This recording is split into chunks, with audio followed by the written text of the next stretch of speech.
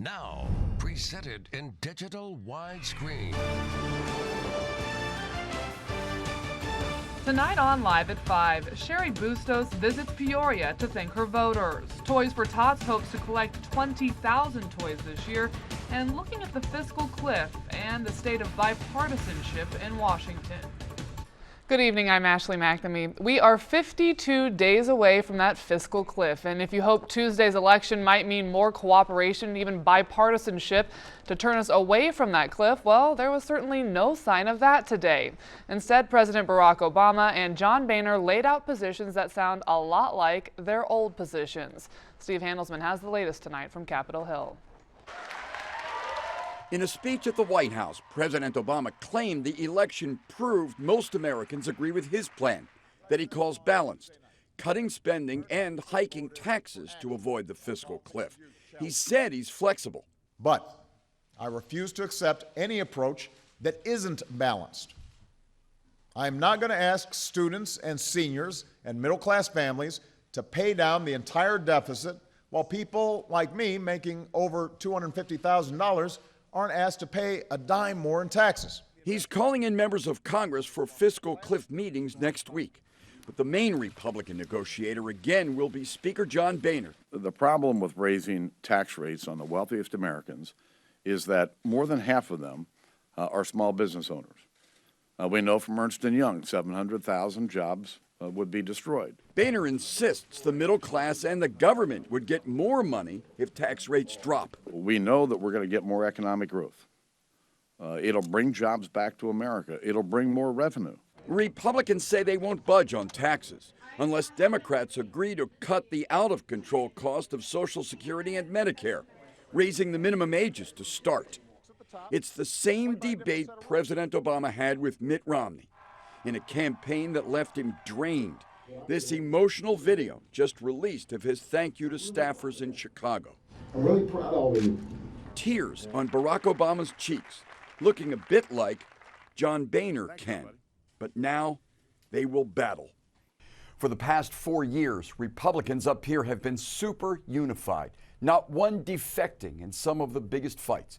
Now, even before his second term starts, President Obama is vowing to get GOP allies for this fight.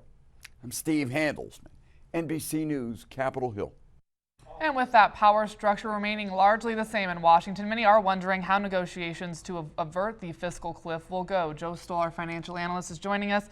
Is it possible, do you think, to get this accomplished in 52 days? I think now that we've got the elections behind us, Ashley, we're going to get resolution to the fiscal cliff. A bridge will be built. So I think we saw the posturing today as the positions are outlined, but I think in the next 6 weeks, these issues will be resolved and will be behind us. Now I'm curious, the market took a pretty good hit Wednesday after the election, and even Tuesday night the dollar took a hit. What do you think that will show for us moving forward now? Well, what we're seeing with the market is fear. There's a fear that the slowdown in Europe is now affecting all the countries, not just the peripheral states of Greece and Spain and Italy, but Germany is being impacted as well, and that's going to further impact a slowing economy in China from Europe, because China sells an awful lot of products in Europe. So there's fear of a global slowdown coupled with a lack of confidence in Washington through the gridlock.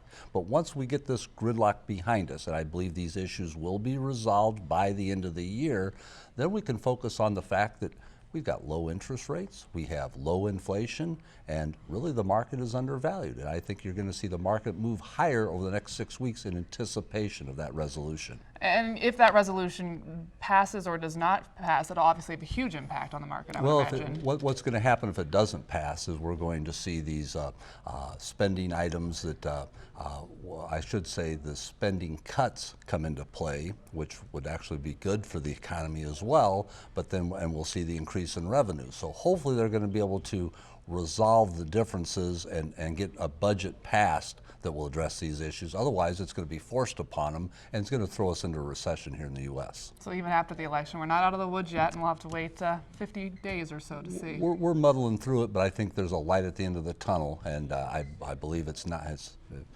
a train. I believe the light at the end of the tunnel is the sun coming up on the new year, and I'm real optimistic because of how the economy is today that it's going to be the base has been built for progress for next year. All right, Joe, thanks for being here. Thanks. Well, 17th District Congresswoman-elect Cheri Bustos is thanking supporters who turned out in some pretty big numbers to support her Tuesday night election victory. Bustos and her husband stopped by the Labor Temple in Peoria this morning to talk with Democratic supporters. She says more than 8,000 people from the Peoria area voted for her, making it the largest margin of victory in her district. That had it not been for organized labor, and there is no way we would have won this race. There's absolutely no way we would have run this race because it was the hard work, the support that you gave us on a financial end of it, the boots on the ground.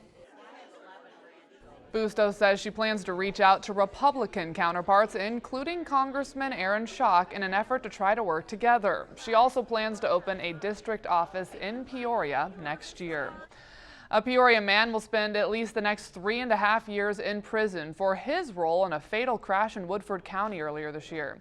20-year-old Ryan Cooper was sentenced today after pleading guilty to aggravated DUI in Woodford County Court earlier this week. On March 25th, the car Cooper was driving crashed on Route 116-117 between Roanoke and Benson. One of Cooper's passengers, 18-year-old Zachary Busman, was thrown from the vehicle and died at the scene. 4 other passengers inside that car were also injured. Cooper's blood alcohol level at the time of the crash was .168. That is more than twice the legal limit. The Knox County State's Attorney plans to ask for DNA testing for Lakeisha Smith. She's the 33-year-old Galesburg woman facing multiple felony charges in a fatal hit and run. Smith was in court today, but her preliminary hearing had been delayed until November 19th. Authorities say she was driving under the influence of drugs when she struck down a Knox College student walking down the street. Smith remains held under $100,000 bond. Kroger Supermarkets is making a big commitment to veterans. Company officials announced they will hire 120,000 veterans by the end of the year of 2020. About 10,000 veterans already work for Kroger throughout the country, but company leaders say they want to do more. The push is an expansion of the company's Honoring Our Heroes program, which looks to help veterans and their families in many ways. Veterans who would like to work for Kroger can visit honoringourheroes.com. McLean County kicked off its 2012 Toys for Tots campaign today. This year's theme is 20 for 20, with a goal of 20,000 toys. That's 1,000 toys for each year the McLean County Toys for Tots has been in existence. Local coordinator Matt Dratt says the effects of the Toys for Tots program will go well beyond Christmas Day. What we do this year is creating a lifelong legacy. Children who are helped through Toys for Tots become adults who understand the importance of giving in our community and become the foundation of making sure our community is strong and vital in the years to come. The Toys for Tots campaign runs through December 17th. New unwrapped toys can be dropped off at our East Peoria studio, or to find a drop-off location near you, you can visit our website, cinewsnow.com. Just ahead on Live at 5, move over Apple. A new smartphone takes the top spot in the cell phone market. Plus, Nestle issues a recall over concerns that one of its products could be contaminated with salmonella.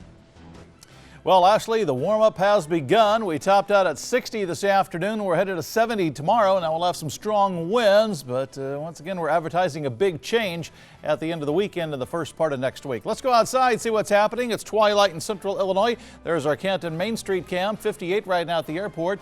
In Peoria, 50 in the morning, 70 tomorrow afternoon.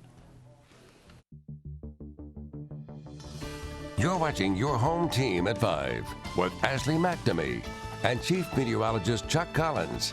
This is News 25 Live at 5.